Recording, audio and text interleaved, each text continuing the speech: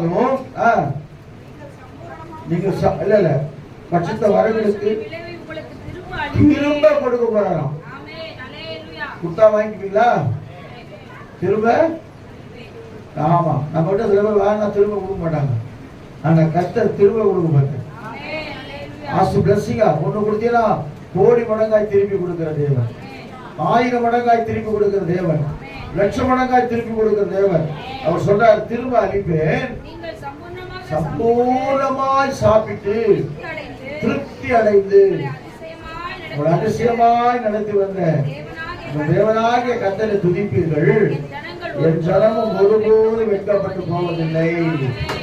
எங்க நீ வெட்கப்பட்டியோ அங்க உங்களை உயர்த்தப்பட, எந்த இடத்துல அவமானப்பட்டி அதே இடத்துல உடைய தலை முதல செய்ய போகிறார். எந்த இடத்துல எதிரிகளால் சூழப்பட்டு அந்த இடத்துல ஒரு ஜெயத்தை கர்த்தர் கொடுக்க போறார்.